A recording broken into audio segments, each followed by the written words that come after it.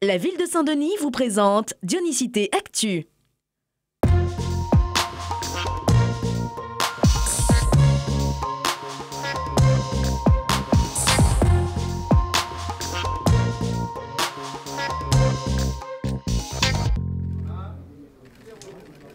Lundi 7 novembre, la ville de Saint-Denis inaugurait sur son territoire la nouvelle maison régionale des sports Robert Ardon, un symbole fort pour le monde du sport à La Réunion et particulièrement pour le chef-lieu. Nous avons contribué à la réalisation de cet outil supplémentaire pour le développement du sport, parce que le sport c'est essentiel, c'est un des moteurs du développement humain et CENI mise dans son projet de Génération Ambition sur le sport. Et cet outil va permettre au sport d'accélérer les progrès dans tous les domaines sportifs. Il faut savoir quand même qu'à La Réunion, plus de 65 disciplines olympiques se déroulent.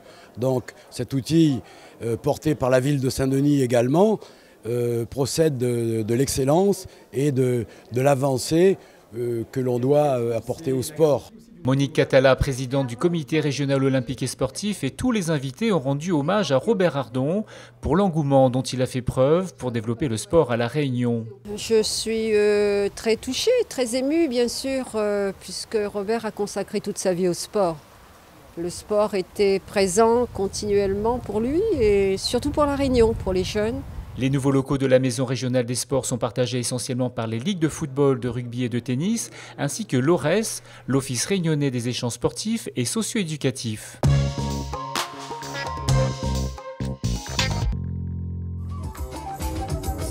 Le square La Bourdonnais était aux couleurs de l'Inde samedi dernier pour la célébration du Deepavali. Danse bollywoodienne pour les profanes ou danse sacrée du Bharatanatyam ont rythmé la soirée. Pour moi, faire du Bharatanatyam, cette danse dévotionnelle, c'est un retour aux sources, un retour aux racines de mes ancêtres.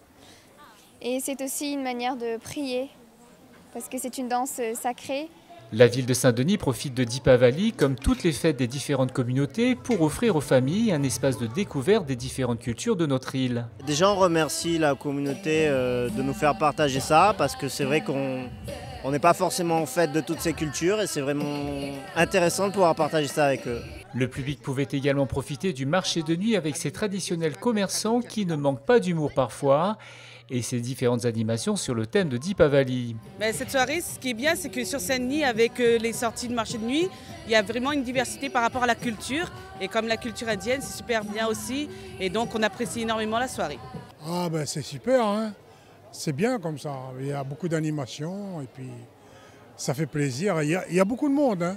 Jeux, spectacles, défilés de mode indienne ont ravi le public.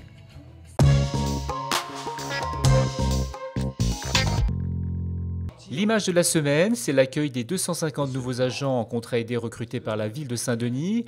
Le maire les a encouragés pour leur future implication à servir les Dionysiens et a rappelé également l'engagement de la municipalité à faire de l'insertion une priorité.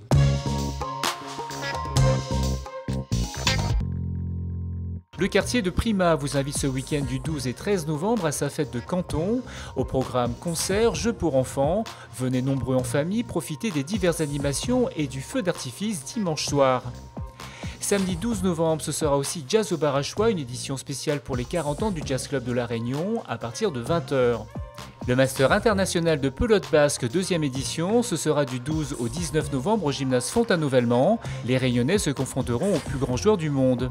Enfin, rendez-vous mercredi prochain pour votre magazine Dionysité où il sera question de la gratuité des parkings de Saint-Denis. Bon week-end!